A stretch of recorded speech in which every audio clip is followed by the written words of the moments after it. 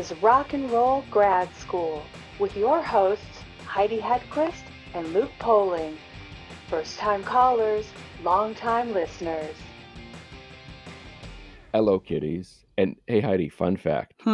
Daft Punk is playing at my house. Really? Never mind. It was funny when it occurred to me this morning. I was like, oh, this would be because, like the song. Yes, I do. Yes. I didn't want to explain the punchline, but it's okay. Although okay, our mothers, or one of our mothers, did tell us that we should explain a little bit more for those who may not have the vast knowledge of right. whatever. Do you think that's their way of saying, like, don't be too cute? No, we could never be too cute. But you know what I mean? They think we're cute. I think they think we're. Oh. I think they think that we just expect everyone to have wasted their brain cells on all the knowledge we have wasted ours on. Right. Maybe it's not that they think we're being cute. I think it's that they think that we think we're being cute. That's probably more accurate. Yeah. That seems right. That seems actually right. But they did say we should explain more. So this week we talked to Nicky Siano. Yes. Your new best friend. Oh my gosh, I love him so much. I can't even handle it. I love him. I loved him before we met him. I love him even more after we met him. I love that I have had communications with him beyond that. And a little bit of the inside podcast thing. When we reached out to him, we were kind of reminded of him because of the Bee Gees documentary, and he appears in that. And we reached out to him about his time as DJ at Studio 54. And he sort of wrote back saying, like, I'm kind of Studio 54'd out. Is there anything else you want to talk about? And when you dig deeper into his story, Studio 54 is the least interesting thing about him and his career and what he achieved. So it's fascinating. And I think this is me.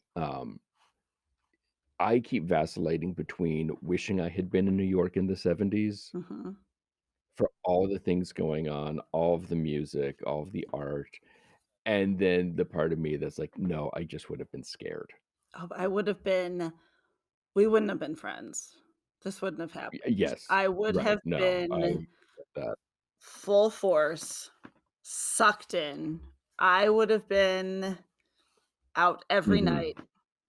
I would have loved it. I would have been wearing Halston, even though if I didn't have the money for it, I would have stolen it. I would have been coked out. I would have been dancing at the club. I would have been at the gallery. I would have been everywhere. And Nicky, the thing that would be the same is Nicky would still be my friend. Yes. And yes, I would have also been at CBGB's. I would have been both. I would have done them both. Wow. Okay. Uptown and downtown girl.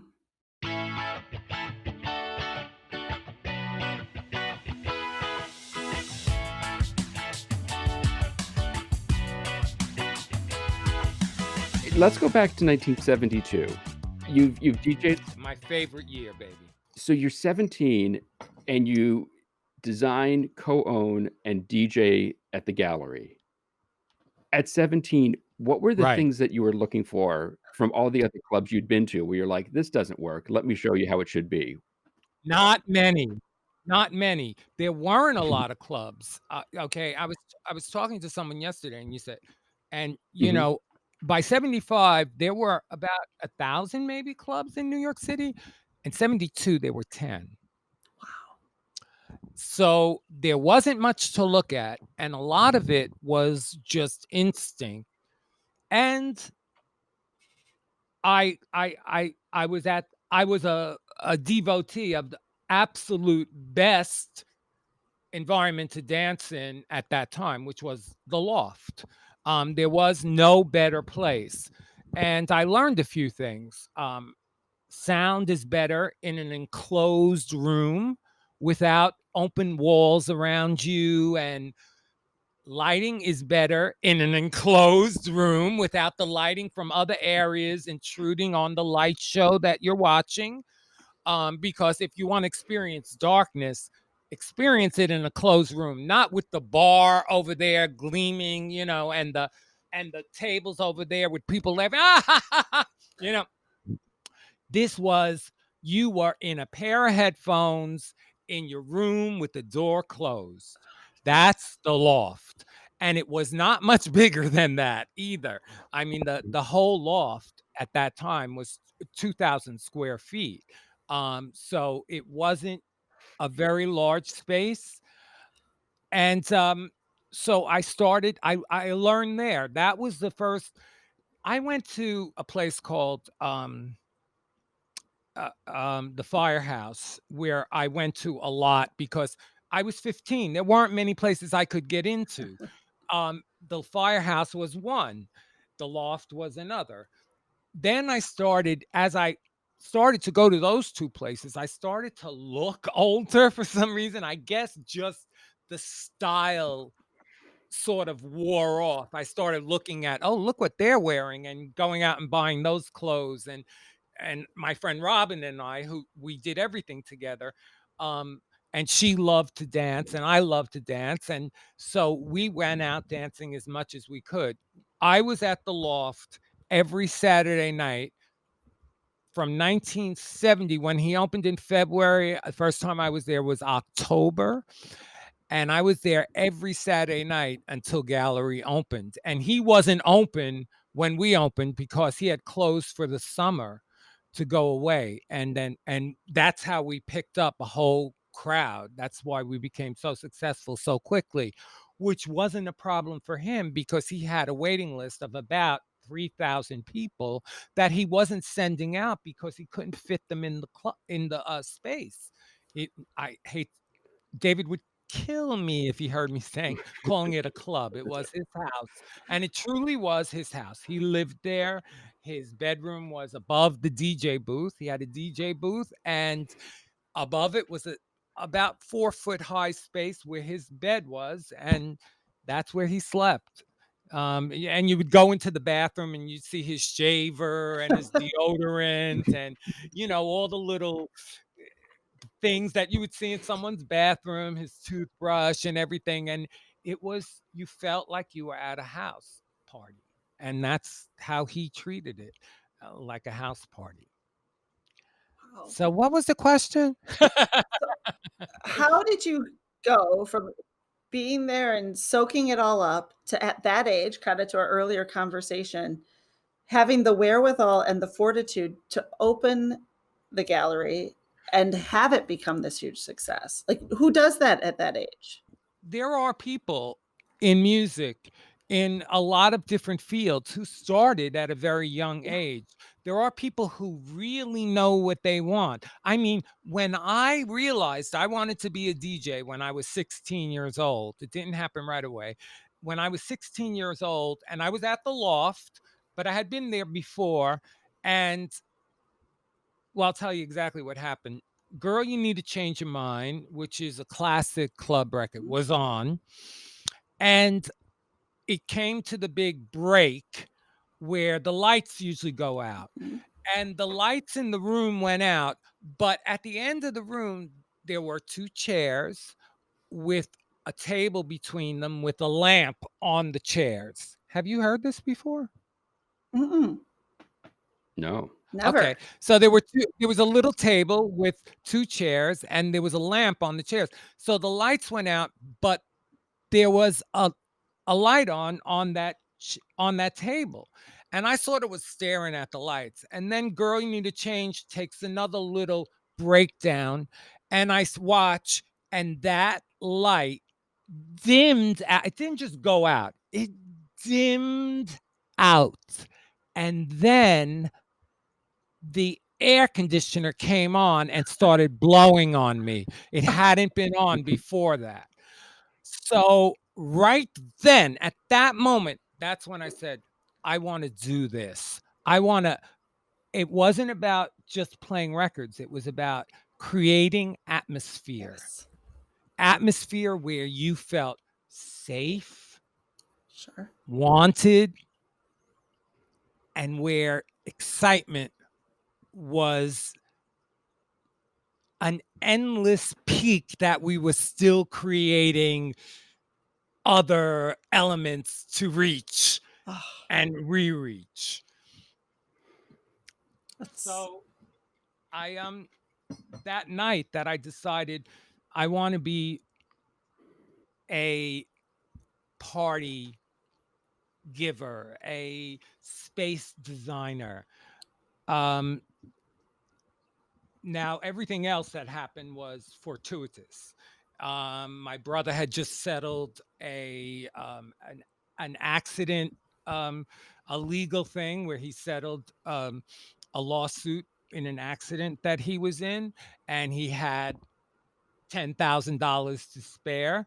That's what we needed to open the club. We put together a proposal, not knowing he had this money. Robin and I sat down after that night and did a proposal. And first, we walked around Chelsea, and we always saw little signs hanging up saying space for rent, space for rent. So we started asking people, your space? Yeah, we got 3 floors empty. And yeah, I think the rent is like $375 a month for the one that's 3,500 square feet, and then there's one a little smaller. I think it's 300 a month. Okay, so we started factoring in those expenses. Then we called and saw how much food was. Then we figured in the admission price, and we realized that for very little admission price, we can provide a really nice, entertaining night for people. And then we came across the sound system, and we had already convinced my brother to do this. We rented the space, we started building, and hadn't picked the sound system yet. Robin and I were always out, and at the time, Alex Rosner, who really was the only sound guy for clubs in 1971, Richard Long was not around yet. And those were the 2 big guys in the 70s, Alex Rosner, and then Richard Long far exceeded him and became the leader because he built his own speakers, which was a real important element. But Alex Rosner at that time had these power strips in the booth that said Rosner Custom Sound, and everything plugged into the back of them. But all you saw from like outside the booth was that little strip, and it said Rosner Custom Sound on it. And Robin and I saw it over and over, saw it at the Loft, saw it at the Limelight, the first Limelight on 7th Avenue South, not the one that was opened by Peter Gation. This one was before that. Yeah. And then we saw some other club, and they all said Rosner Custom Sound. And one night we went roller skating at Rockefeller Center, and we're roller skating around, and we had just rented the space, and we were talking, Robin and I, about who should we get to do the sound. And we could build it ourselves. I mean, I knew a lot about sound already. I bought my first little sound system at 13 from my paper route money. I was possessed. I had to have it. It had to sound, not only be there, but sound good. And I got something really quality for back then at that time, a thing called the Zenith Circle of Sound speakers. And they were speakers that were round, and they had a kind of upside down cone in them. So when the speaker pushed out, it pushed out all around the room, depending on where it was situated.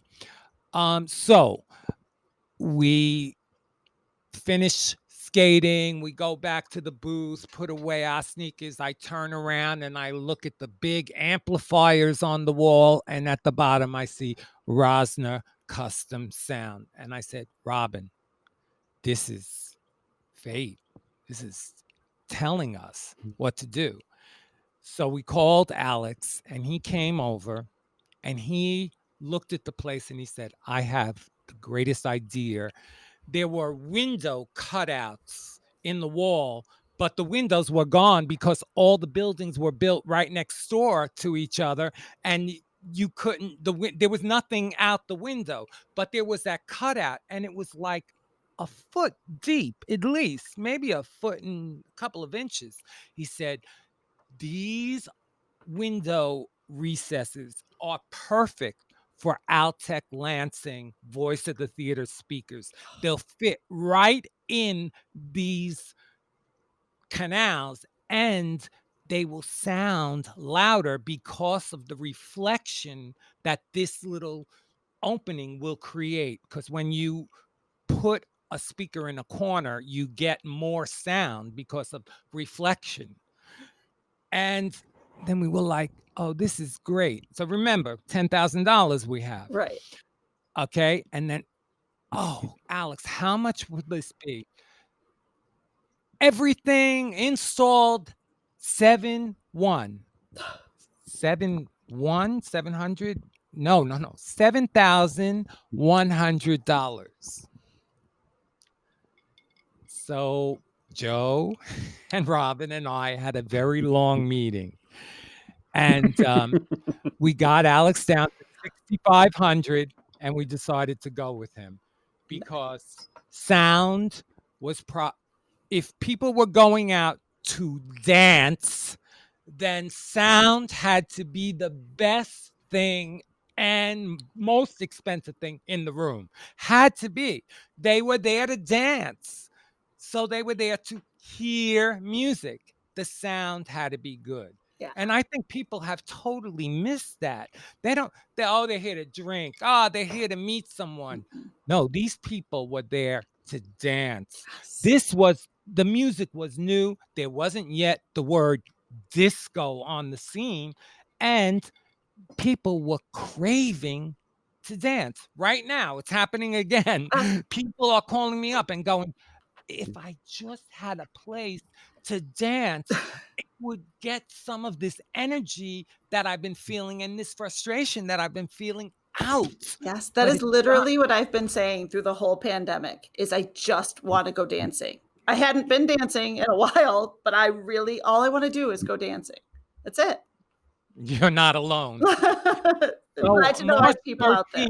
March 13th is my birthday. I know. We're doing a really unique kind of online thing where we're encouraging people to have a few people at their house and a little party at their house. And we're using Zoom so people can interact and talk to each other and even have individual conversations. And then we're using Twitch for the sound so that the sound is uninterrupted and really good high quality feed. So I've done it before and it really works incredibly. I already told Luke I'm getting my ticket to the party. That was like the first thing I said to him today. I'm like, I'm buying a ticket. I'm going to this party. So you will see me there. Oh. You are It's welcome. so interesting. Everyone is so interesting. Oh. Go ahead. It's so interesting to hear you talk about the amount of time and effort and energy you put into good speakers, which when you say it and when you explain it, it makes all the sense in the world. Because when you're saying it's about making a mood, it's about creating a situation that everyone is really not even comfortable. They're having a good time. If the sound sucks, then let's go someplace else. And how early, I know at some point you had different record labels handing you records or calling you up and playing you records. The MFSB, is that right? Mother for Mothers, the Sound of Philadelphia record. Yeah. When did the labels start to be like, oh, these guys can really break something? They can get something out there and get it popularized super quick. About 8 months after we opened. So we opened in June, I'd say just before Christmas. We were in like Flint, but that whole summer we were I made really good friends with David Rodriguez and Michael Capello, who were the two DJs at that Limelight place. David Rodriguez was on Monday and Tuesday, and Michael was every other night. And so I made really good friends with David, and he knew one place that he could get records from Buddha. And I think that we got Who Is He and What Is He to You? And we started playing that, and it became a big sales for them. And they started, whatever you want, Nikki, whatever you want, David. Oh, give me an extra, an extra Gladys Knight, even though I don't need it. Give me an extra one. Maybe I'll sell it down the line or something. And David would just say this to them. It was wild. And they were like, sure, here you go. And then there was a little offbeat record called Giving Up. Giving Up by Zulima. And that again, sales. Like within a month of us starting to play that record, 150,000 in sales, which is a lot these days. But back then, it was just a piss in the bucket. But it was enough to make them turn their heads and say, you guys are doing something, because this didn't get any radio play. None. Anywhere, ever. Then this was the big block, the big link in the chain that made getting records easier for us. Billy Smith, who was a big promoter of basically live venues and live performances, came on board with 20th Century Fox as their promoter. And he said he came to the gallery, he went to the Limelight, he went to all the clubs that were hot. And there weren't many. Like I said, there were about 10 that year before everything else opened in 73. And he came up to the booth and he said, hi, Nikki, I'm Billy Smith. He gave me his card. I said, I can't talk right now. He said, yeah, here's my card. I'll give you free records anytime you want. Just come to my office. David also got his card because David was always at the gallery, and he was there that night and talked to Billy extensively.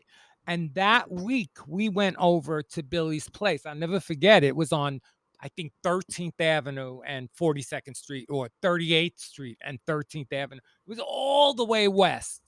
So we get there, and it's a record distributor. It's not really a record company.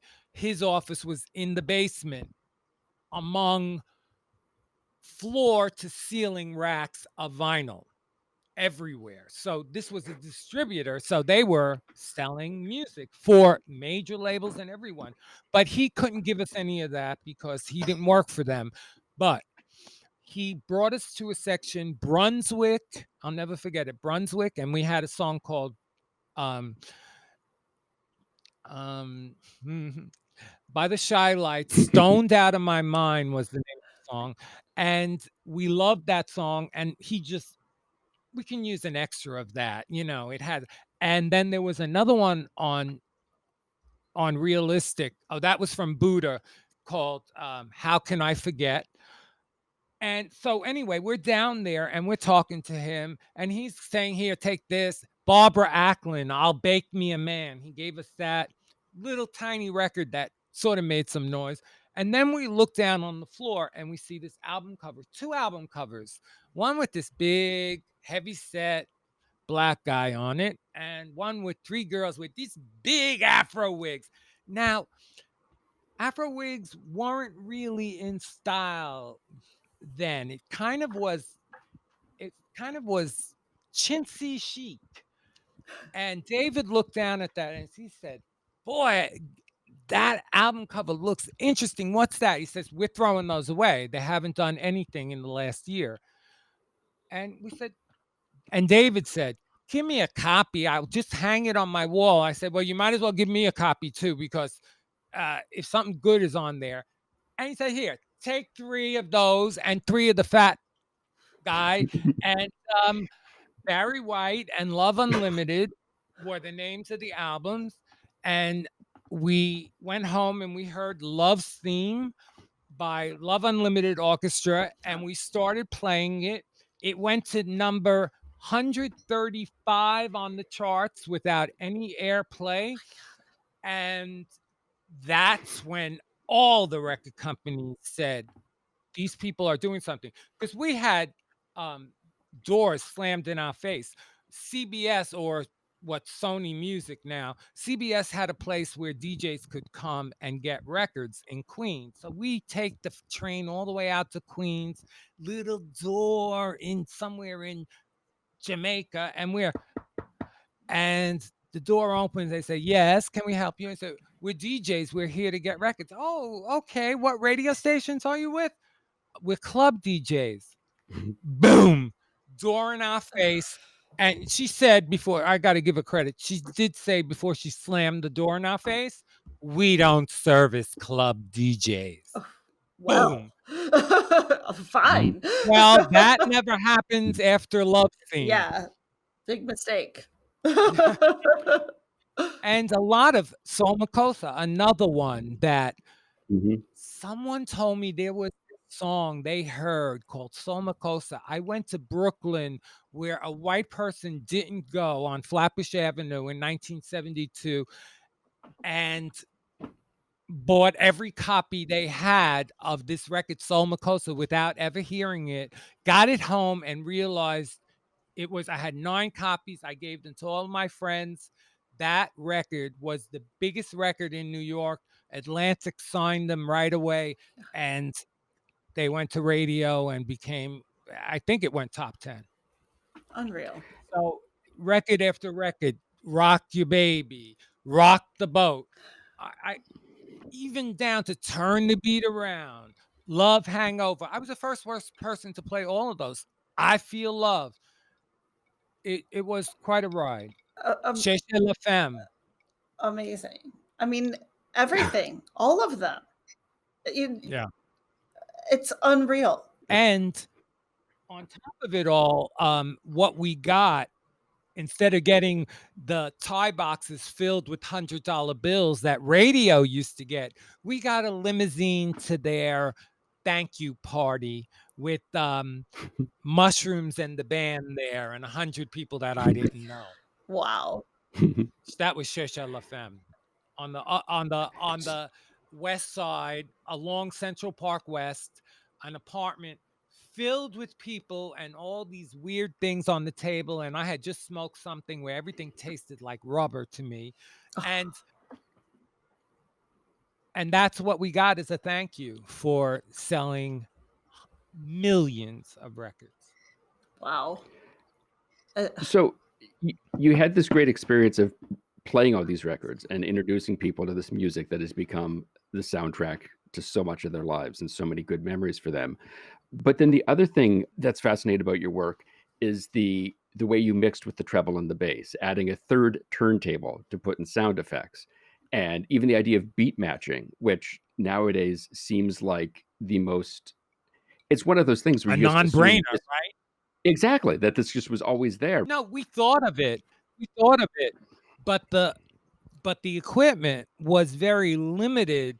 I mean, I had Thorin's TD 125s, I think, or 124s or 125s, and they didn't have a direct drive. For people who don't know, when you're slip cueing, you have to hold the record and the table has to keep spinning, and direct drive will keep that table spinning. But if you have it driven by a rubber band, which is what the Thorins were driven by, that shit would just not, it would slow down. It would slow the table down and you wouldn't be able to beat match. Oh my God. So what my friends were always saying to me, make sure the blend is like you could dance through it, maybe, sort of. So we knew that was going to be the answer.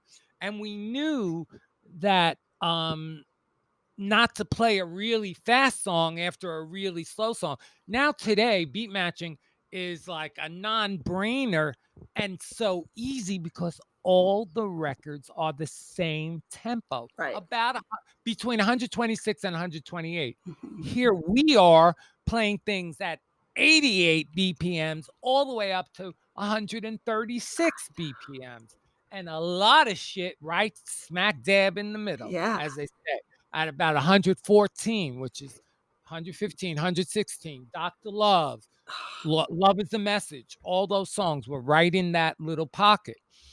So um I'm blending, right? And I decide to try and hold the record a little bit. And I'm saying, how can I do this? And all of a sudden it came to me, put a 45 underneath the album and see that would slip it on top. And I think David was a part of that. He said, yeah, put a 45 under there, see if it'll slip better. And sure enough, that kept the table turning while I was able to hold the LP and let it go. And so we were kind of, oh, here, it's easier to do a good blend. And then all of a sudden it came to me, no, we should match the beat exactly on this.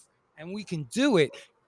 But I couldn't do it on for every record on the turntables I had because the pitch variance was maybe 3-4% in one direction and 2% in the other direction, whereas Thorin's, which basically took over the whole thing, was 10% in each direction. So they were able to really vary the speed of the records. But I don't believe in that even today. I don't put a really fast record next to a really slow record Mhm. and change the speed so drastically that it becomes a different record completely. I agree. And my idea is that if the producer would have wanted it at that speed, they would have put it at that speed. If you're changing the speed 10% or more, then you might as well play a different record because that's what you're getting. Yeah. So I started doing that, and then I bought a piece of felt. My mother was a seamstress, so I knew about materials, and I started slipping, and I had to do it very gingerly because of the turntables that I had, but I knew it was the right thing to do, and I got better and better.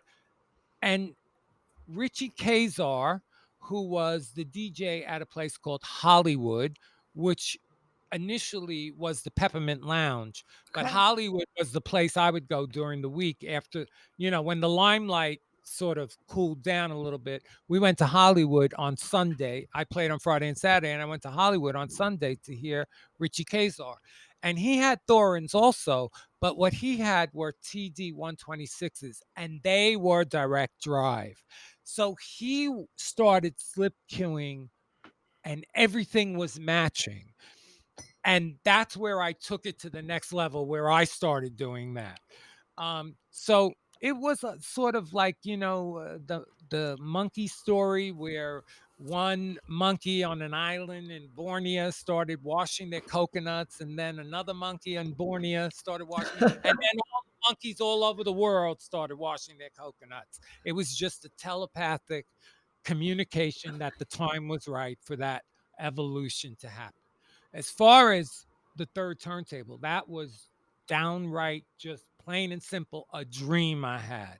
I was I was dreaming, and the big record, my biggest record, Love is a Message, was playing. Not Love is a Message, Girl You Need to Change Your Mind was playing, and I had this sound effect of this jet plane that I always play over Love is a Message playing, and I was mixing into Love is a Message. So three things were going on at once. And I was like, well, I woke up and I said, Robin, I got to bring in my turntable to the club. And I brought in my turntable that night and I plugged it in and I was all ready to do it. And it didn't work. And I called Rosner up and I said, this doesn't work. And he says, that's because we have to change the card inside the mixer. It's an auxiliary card, and you have to change it from an auxiliary to a phono.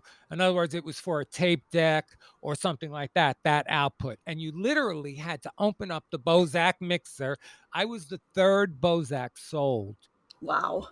In the United States. The third or fourth sold in the United States. Wow. Unbelievable. It's fantastic. I just want to be there. There's a lot of, you know what? A lot of people would have benefited from being there, because it wasn't only about dancing. It was having a message and telling people that message. It was spreading the word, because when I opened, there was a war going on. Oh, yeah. And a year later, they signed the peace treaty. And almost a year to a day of the release of Marvin Gaye's What's Going On album. And I know that if any record had anything to do with stopping the war, that album did. And you asked me, 17, Luke, it comes down to just inspiration. If God is telling you this is your path, as Marvin Gaye said when he was asked about what's going on, he said, God wrote it. You know, it's just, and I always tell people who are playing records, your first thought is God and inspiration. Everything else after that is your ego. So play what your first thought is. Just go with it.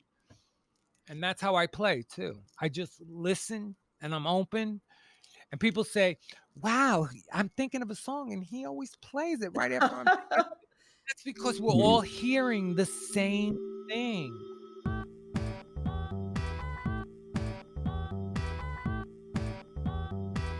You can follow us on all the various socials. You can check out our website at rockandrollgradschool.com for more grad school content. And please leave us a review on iTunes. We're tired of asking our family members to do so. Today's show was produced by myself and Heidi Hedquist. Our reluctant executive producers are John Sauvé and Sandy Stone. Our willing producers are Rachel Allen and Randy Jeanette.